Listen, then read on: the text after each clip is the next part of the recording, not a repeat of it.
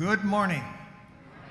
My name is Charlie Hoke, and my pronouns are he, him, and I have the joy of serving on your board of trustees. And it is my pleasure to welcome you here on this beautiful summer morning. And look at these flowers, my goodness. Reminds me of my garden. If you are here for the first time, thank you for joining us. We look forward to getting to know you. We invite you to fill out one of the visitor forms that are in the pews. Everyone present in the sanctuary today is welcome to join in our in-person community time immediately following the service. As Unitarian Universalists, we hold up pluralism as one of our core values. We celebrate that we are all sacred beings, diverse in culture, experience, and theology. We covenant to learn from one another in our free and responsible search for truth and meaning. We embrace our differences and our commonalities with love, curiosity, respect. Our Director of Religious Education and Membership, Val Ridenour, has an announcement. Good morning. I'm Val Ridenour, Director of Religious Education and Membership, and my pronouns are she, her. If you've been coming for a while and are wondering what membership is all about, come join us next Sunday for our Pathway to Membership class. That'll be at our community center from 11 a.m. to 2:30 p.m. And the community center is located at 1019 South Boulevard. This class is a relaxed and welcoming space where we share stories, make connections, and learn more about who we are as a congregation. You'll hear from a few members, one of our ministers, and have a chance to reflect on your own journey. There's no pressure, just good conversation, community, and tasty snacks. Let me know if you'd like to join us, and if you'd like to bring your young people along, there's childcare provided next Sunday. I look forward to our time together, and we'd love to have you join us there. I'll be in the foyer after service if you want to talk with me more about that class, or if you want to send me an email, you can email me at membership@unitytemple.org. Thank you. I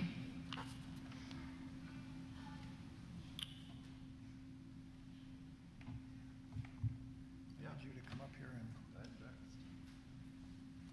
it all just disappeared. Oh, it all just disappeared. We're so glad that you're here today. I invite you to take time to greet one another. You got it. That was a big line. Forgot your line, huh? That's hilarious.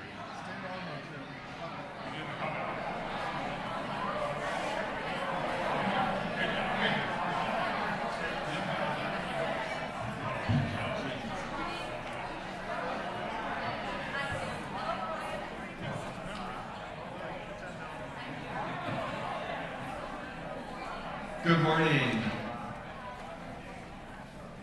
I am Reverend Roger. My pronouns are he, him.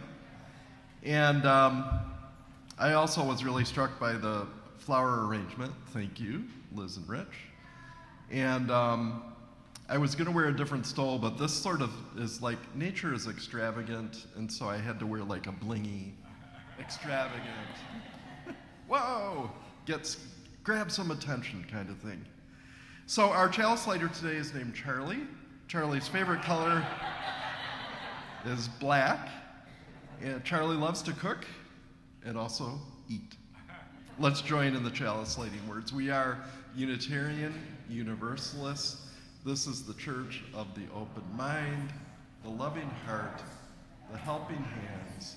We take care of the planet Earth and each other.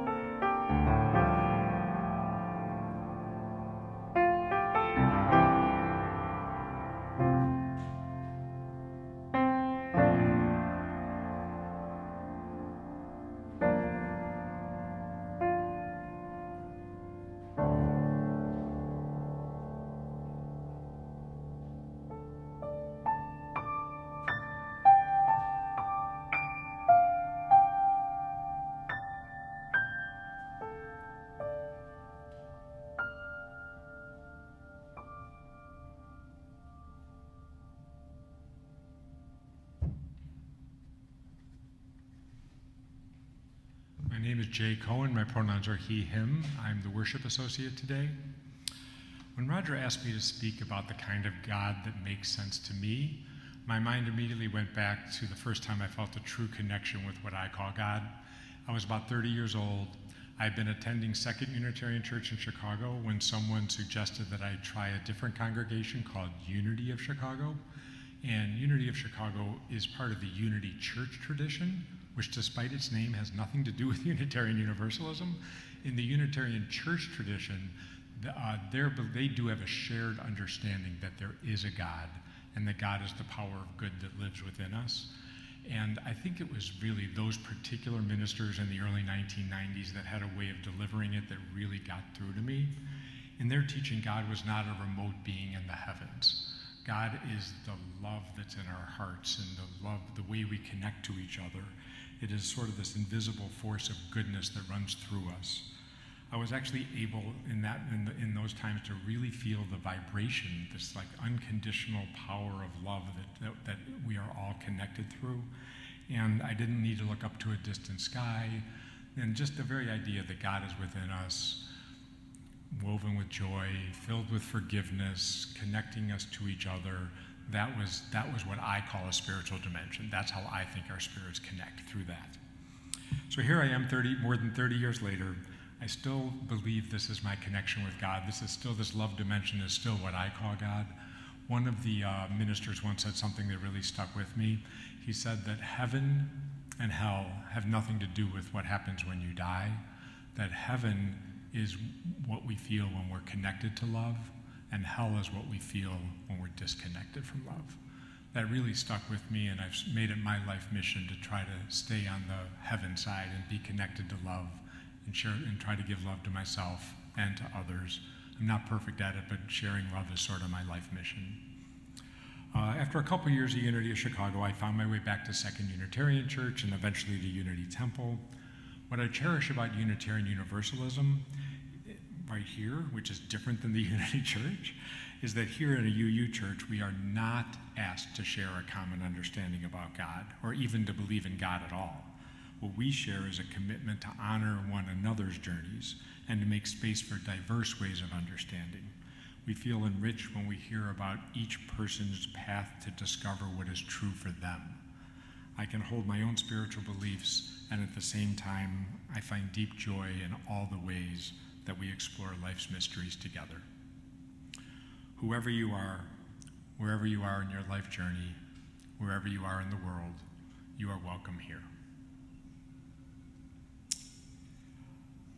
Please rise as you're comfortable and join us in singing Bring Many Names. The words will be up on the screen, and they'll also be number 23 in the gray hymnal.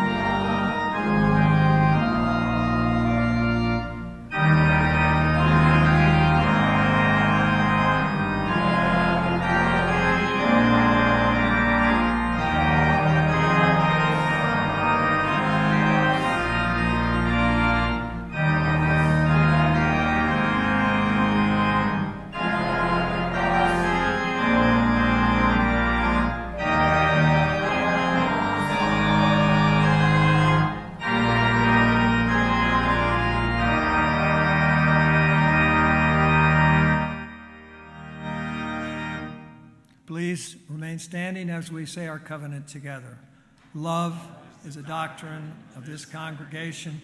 The quest for truth is its sacrament, and service is its prayer. To dwell together in peace, to seek knowledge and freedom, to serve humanity in fellowship, to the end that all souls shall grow into harmony with their God. Thus do we covenant with each other and with God.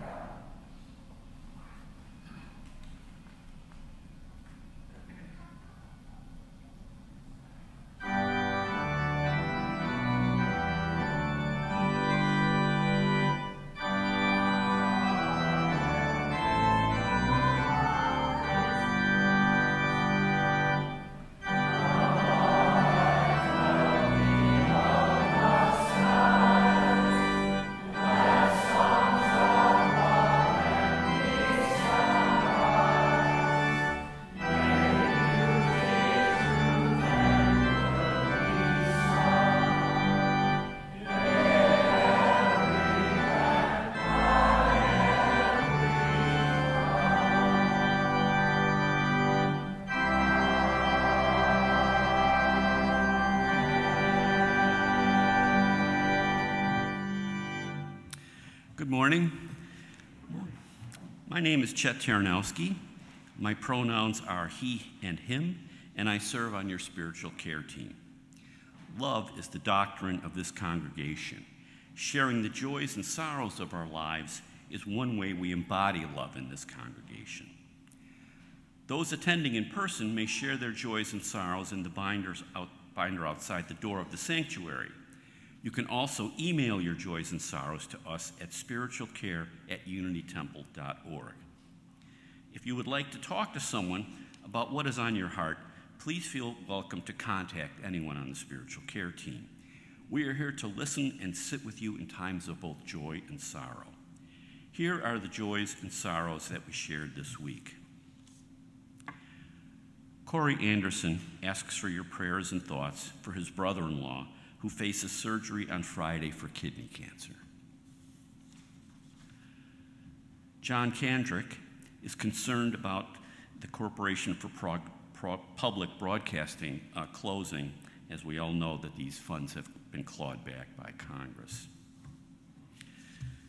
From Sybil Madison, this has been a joyous week for our family as my sister-in-law Joan Madison appeared as a contestant on Project Runway Season 21. I invite you to watch and cheer her on along with us. We know that we hold many joys and sorrows in silence. We invite anyone who has joy or sorrow to come forward and drop a stone into the bowl of water at one of the 4 stations around the room. We invite you to engage in this spiritual practice of silence during the shared ritual. Let's begin.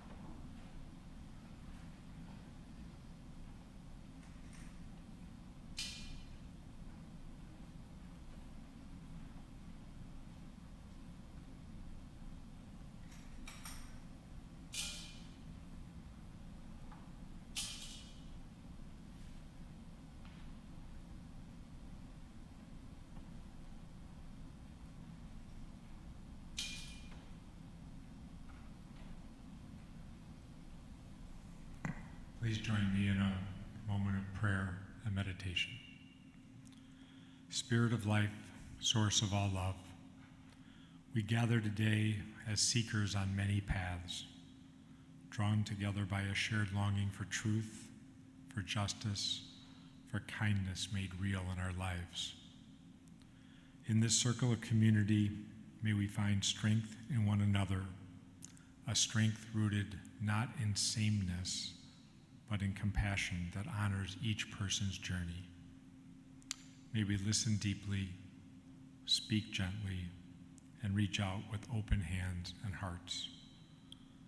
Let this be a place where no one walks alone, and where we each find ways to bring more love and goodness into the world.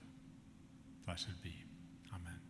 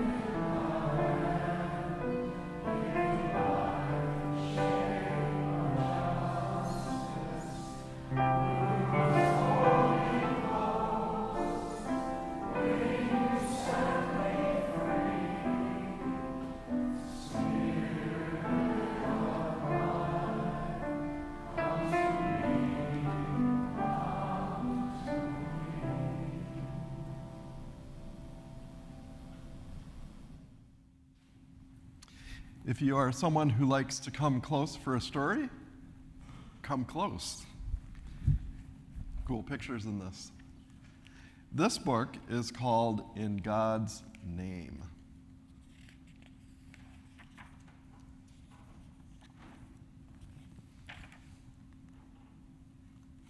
I realize with the first picture, I definitely picked the right stole for today with butterflies.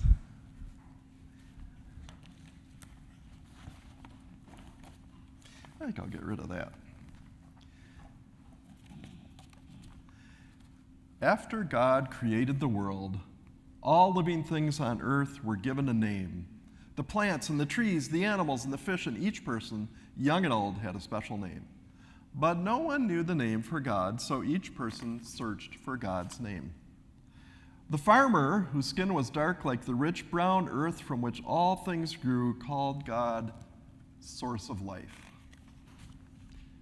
The girl whose skin was as golden as the sun that turned night into day, called God creator of light. The man who tended sheep in the valley called God shepherd. The tired soldier who fought too many wars called God maker of peace. The artist who carved figures from the earth's hard stone called God my rock. Sometimes the people who called God by different names were puzzled.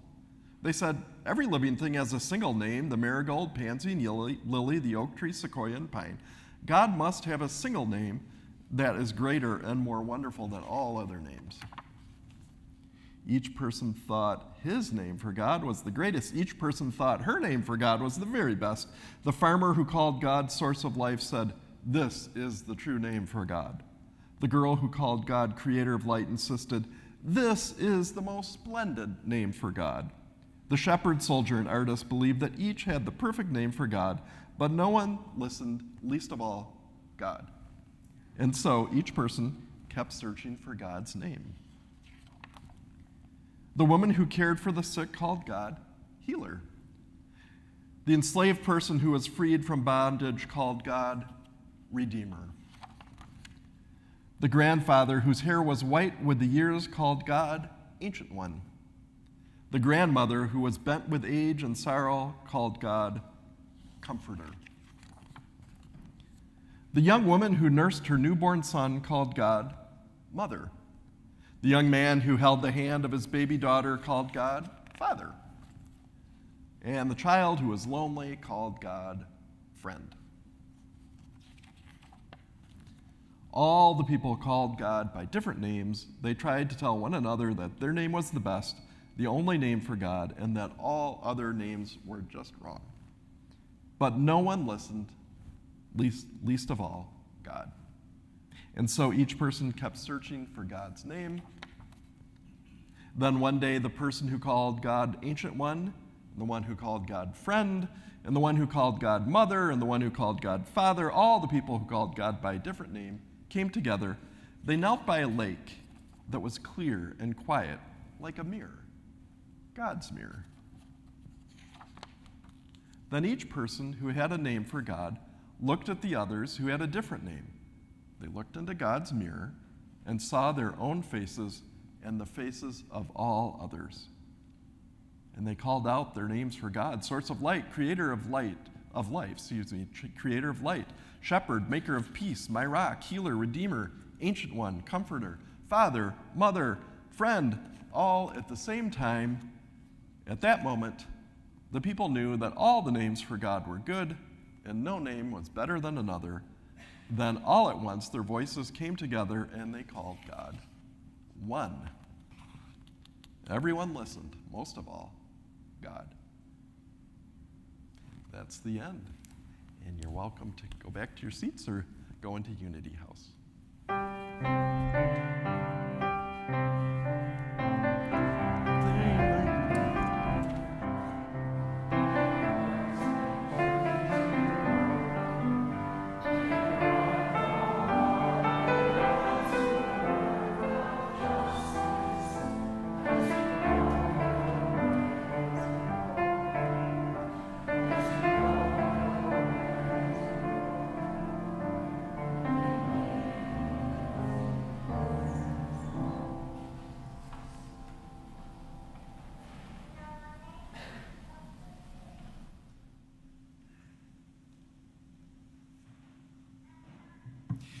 Each week, Unity Temple splits the offering evenly. Half goes to support the programs and mission of the congregation. This week, the other half supports the Unitarian Universalist Association Disaster Relief Fund. Disasters increasingly impact our congregations and the communities in which they reside. From wildfires and hurricanes to widespread human-caused disasters like the collapsing infrastructure that we saw in Flint's water crisis, our congregations, our communities, our people, those around us, sustain the impact. Some of the expenses Disaster Relief Fund grants can be used for are damage to congregations' buildings and relocation to temporary locations, damage to members' and friends' homes and relocation expenses, and donations to local partner organizations that serve the community at large, particularly those who are not eligible for other sources of funding. Donations to the UUA Disaster Relief Fund allow the UUA to respond flexibly and quickly on our behalf when such tragedies strike. May we be transformed by what we give, and may the world be transformed by our gifts.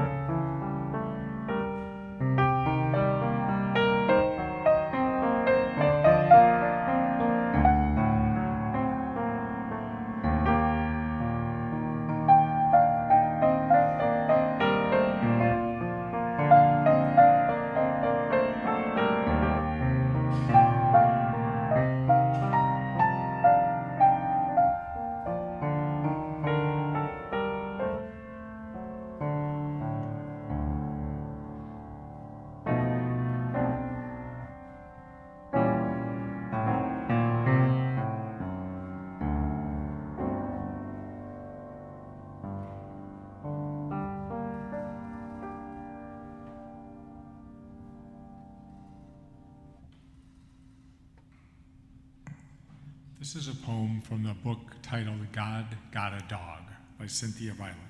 And the title of the poem is God Got a Dog. So God got a dog. She never meant to. She liked dogs. She liked them ever since she was a kid. But she didn't think she had time for a dog now. She was always working, and dogs need so much attention. God didn't know if she could take being needed by one more thing. But she saw this dog out by the tracks, and it was hungry and cold and lonely, and God realized that she had made this dog somehow. Somehow she was responsible, though she knew logically that she'd only set the world on its course. She couldn't be blamed for everything. But she saw this dog and felt bad, so she took it on home and named it Ernie. And now, God has someone keeping her feet warm at night.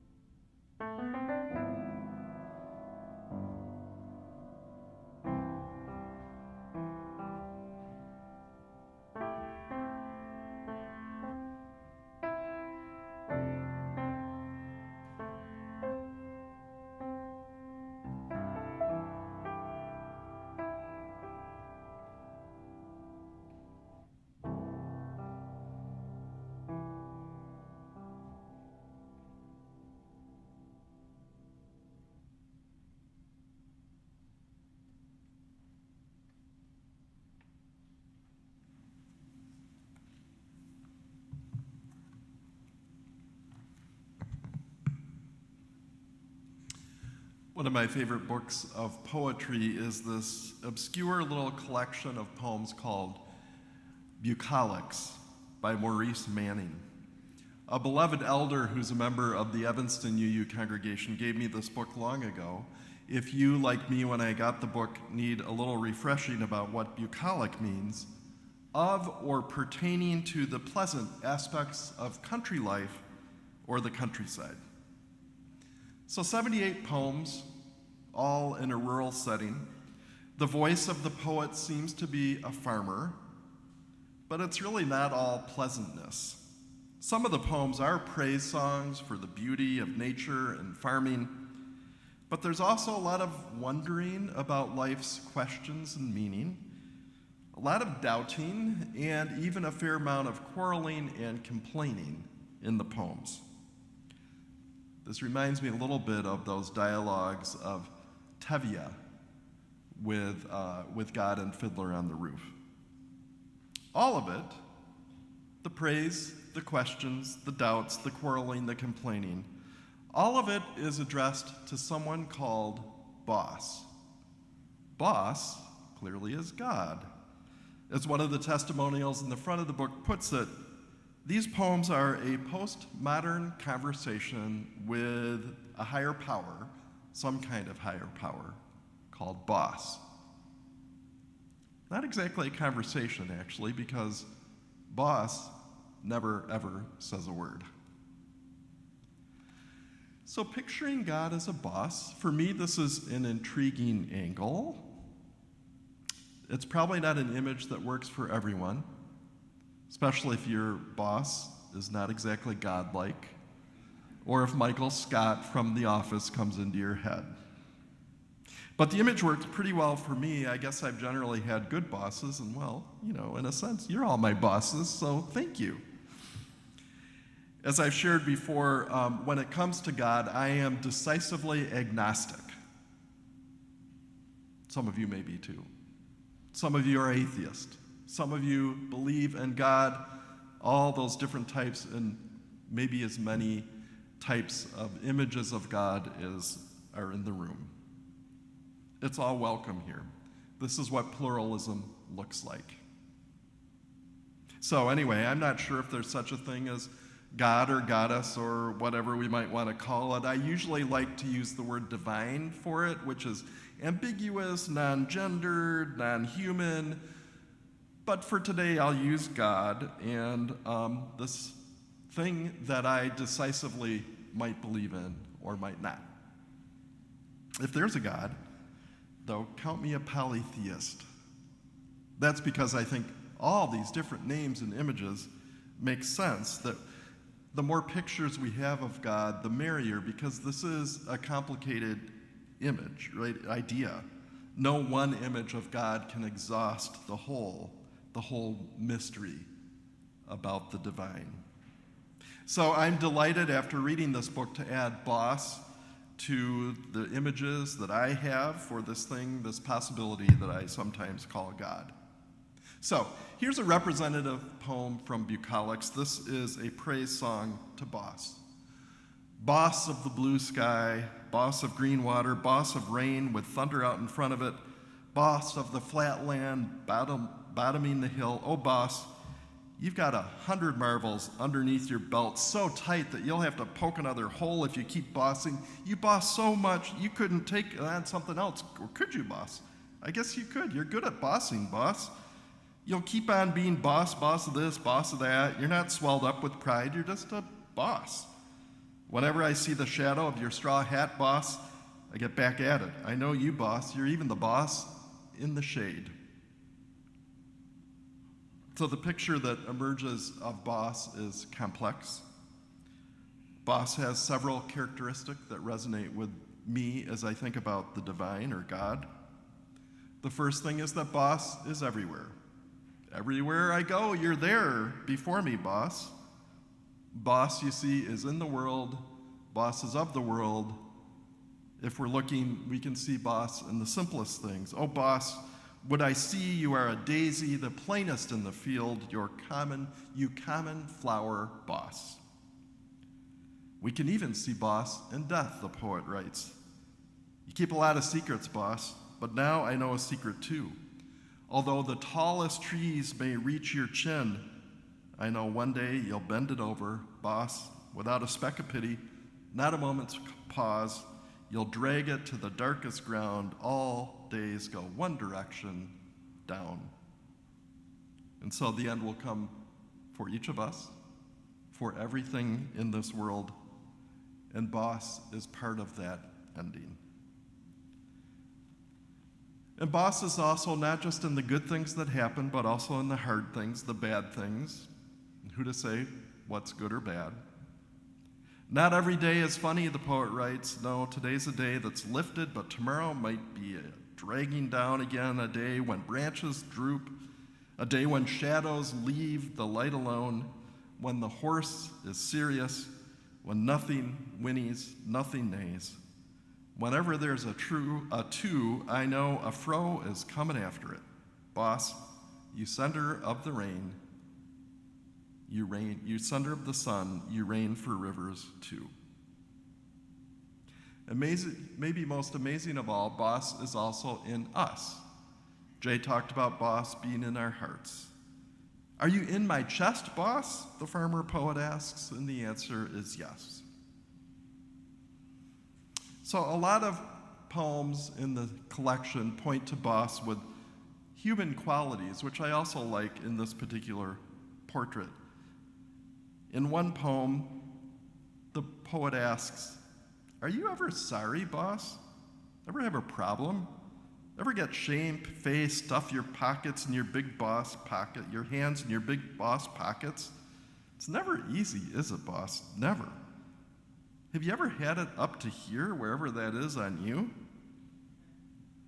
So I like this idea of maybe boss being occasionally sorry, maybe being fed up, maybe needing to rescue a stray dog to keep God's feet warm.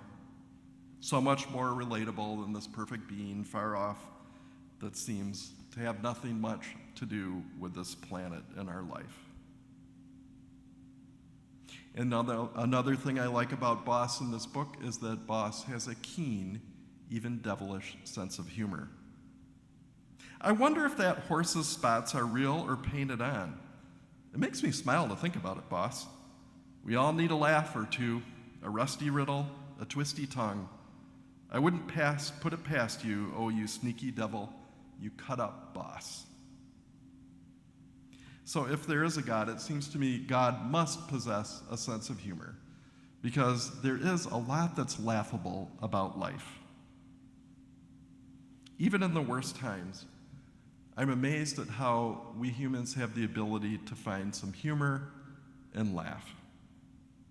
I've so often seen and experienced this in my ministry, especially one of the most sacred times when families gather and we talk about a loved one who's died in preparation for their celebration of life.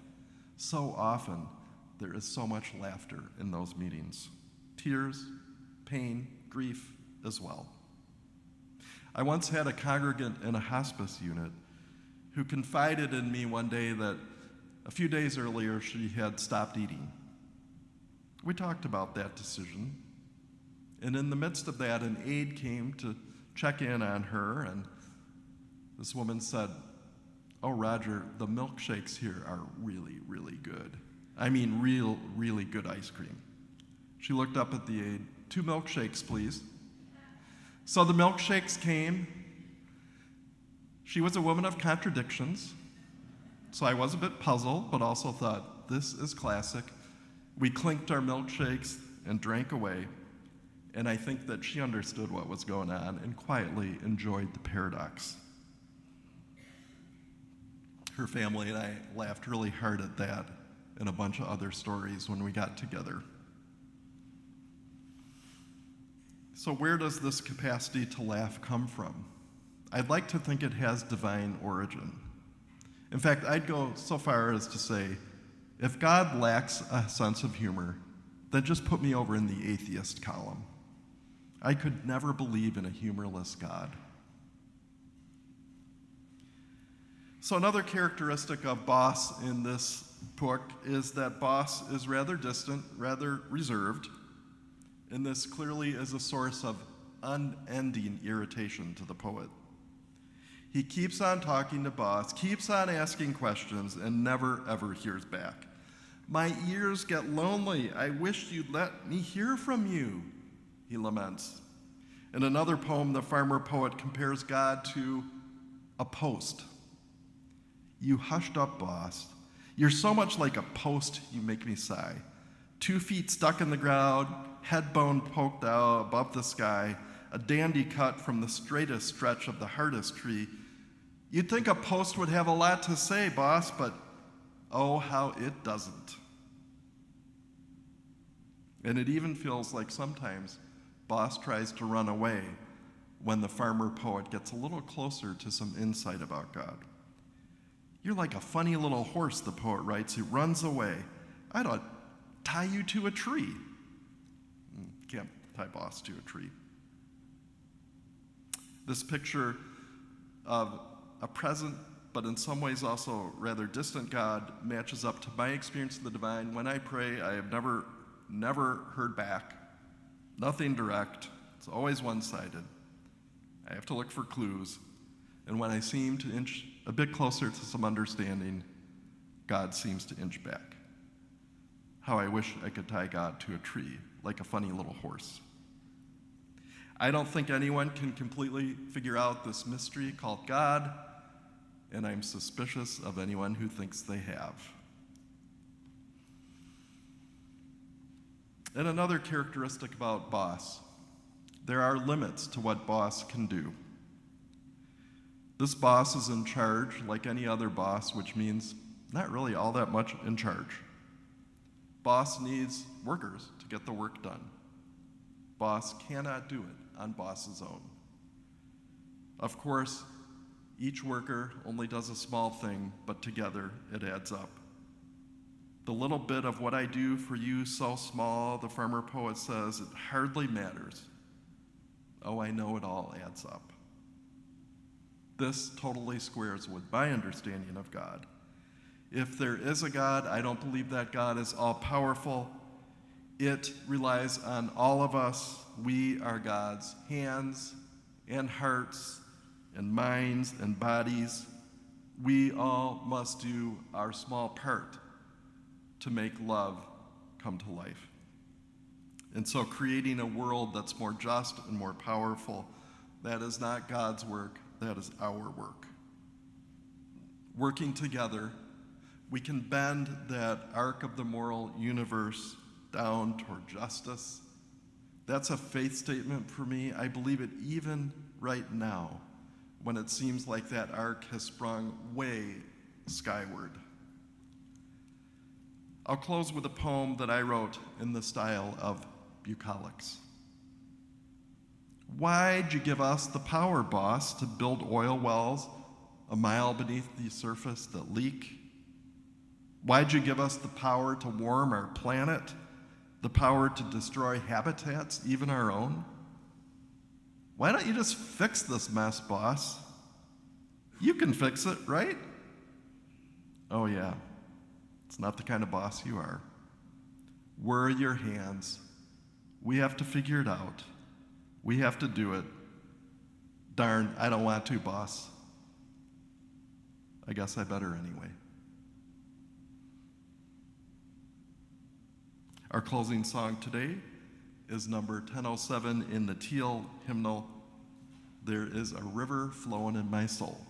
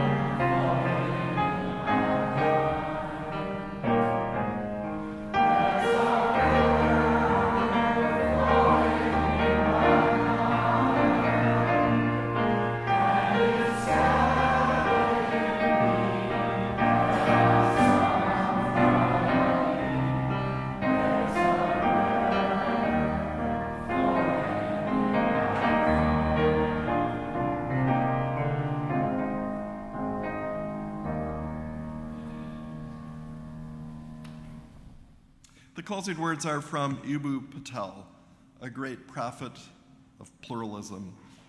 I thought about the meaning of pluralism in a world where the forces that seek to divide us are strong, and I came to one conclusion. We have to save each other. It's the only way to save ourselves. Let's join in the chalice extinguishing words. Carry the flame of peace and love until we meet again.